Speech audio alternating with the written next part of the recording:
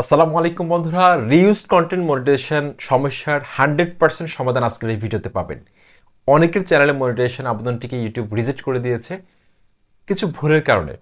এখন reused content policy কি, এমনকি কী কী কারণে রিউজড কন্টেন্ট পলিসিটা আসে, এমন কীভাবে ঠিক করবেন, আবার পুনরায় রিঅ্যাপ্লাই করলে মনিটাইজেশন কীভাবে পাবেন, আজকের এই ভিডিওতে সম্পূর্ণ ভিডিওটি যারা দেখবে তারা কিন্তু সম্পূর্ণ সমাধান পেয়ে যাবেন।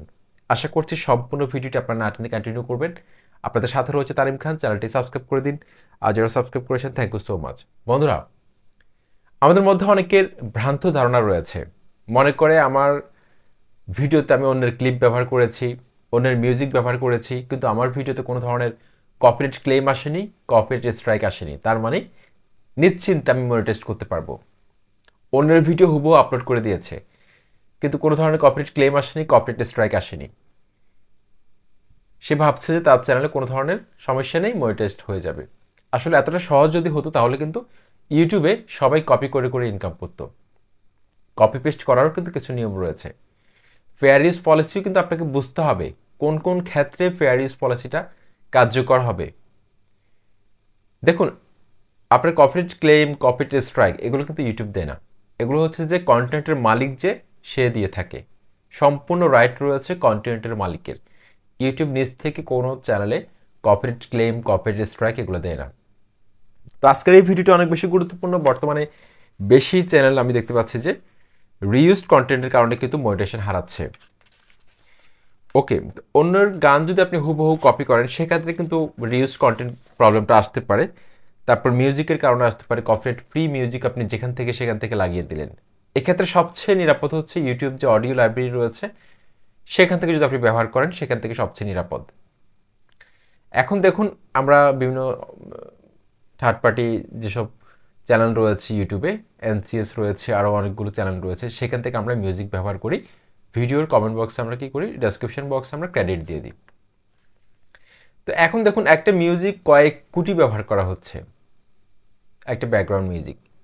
তো এক্ষেত্রে ভুল করে হলেও অনেক সময় দেখা যাচ্ছে যে রিউজ কন্টেন্ট পলিসিটা চলে আসতেছে একই মিউজিক সবাই ব্যবহার করার কারণে। ঠিক আছে, কিন্তু আপনার জন্য সবচেয়ে বেশি নিরাপদ হবে ইউটিউবের যেই মিউজিকটা রয়েছে, ইউটিউব অডিও লাইব্রেরিতে যেই কপিরাইট ফ্রি মিউজিকগুলো রয়েছে সেগুলো যদি আপনি ব্যবহার করেন 100% আপনার চ্যানেলটা নিরাপদ থাকবে।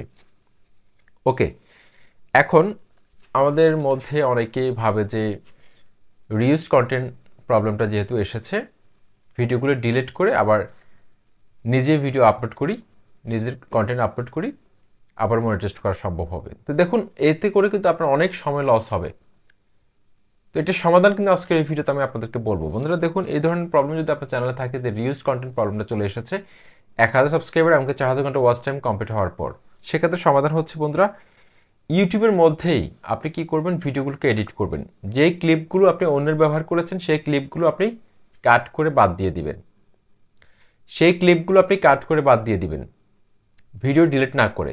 যদি তাতেও সম্ভব না হয়, যদি এরকম হয় যে আপনি অন্যের ক্লিপ সম্পূর্ণ ব্যবহার করেছেন, সেক্ষেত্রে পুরো ভিডিওটা আপনি ডিলিট করে দিবেন। এই ধরনের সন্দেহযুক্ত যেসব ভিডিও রয়েছে, যেগুলো মনে হবে যে অন্যের ক্লিপ, সেই ক্লিপগুলো আপনি ডিলিট করে দিবেন, অথবা সম্পূর্ণ ভিডিওটি আপনি ডিলিট করে দিবেন। তারপর হচ্ছে কপিরাইটেড অডিও মিউট করে দিবেন। আপনি যদি অন্যের কোনো মিউজিক ব্যবহার করেন, ব্যাকগ্রাউন্ড মিউজিক, সেক্ষেত্রে সেই মিউজিকটাকে আপনি মিউট করে দিবেন, অথবা সেই মিউজিকটাকে রিপ্লেস করে আপনি ইউটিউব অডিও লাইব্রেরি থেকে একটা মিউজিক অ্যাড করে দিবেন। এতে করে 100% সেফ থাকবে আপনার চ্যানেলটি। ওকে, তারপর থাম্বনেলের মধ্যে যদি আপনি হুবহু অন্য কোনো থাম্বনেল ব্যবহার করেন, সেক্ষেত্রে সেই থাম্বনেলটাকে আপনি চেঞ্জ করে দিবেন, নিজে একটা কাস্টম থাম্বনেল তৈরি করবেন, অথবা ডেফল্ট ভিডিওর মধ্যে যে থাম্বনেলগুলো থাকে সেগুলো একটা দিয়ে দিবেন। ওকে, তারপর নিজের ভিডিও আপলোড করুন কন্টিনিউ, একদিন 2টা 3টা করে বা একটা করে হলেও কন্টিনিউ নিজের ভিডিও আপলোড করতে থাকুন। তারপর ফেস ক্যামে আপনি লাইভে আসুন প্রতিদিন। রিউজ কন্টেন্ট প্রবলেমটা আসার পর ফেস ক্যামে প্রতিদিন লাইভে আসুন। প্রতিদিন লাইভে এসে কিছুক্ষণ দর্শকদের সাথে যোগাযোগ রাখুন। তো এই তথ্যগুলো যদি আপনার চ্যানেলের মধ্যে থাকে, আবার যখন রিঅ্যাপ্লাই বাটনটা আসবে তখন কিন্তু আপনি আবার রিঅ্যাপ্লাই করলে ইউটিউব টিম যাচাই করে দেখবে যে আপনার সব কিছু ঠিক আছে, আপনার চ্যানেলটা এখন অর্গানিক্যালি রান হচ্ছে, সেক্ষেত্রে কিন্তু আপনাকে 100% মনিটাইজেশন দিয়ে দিবে।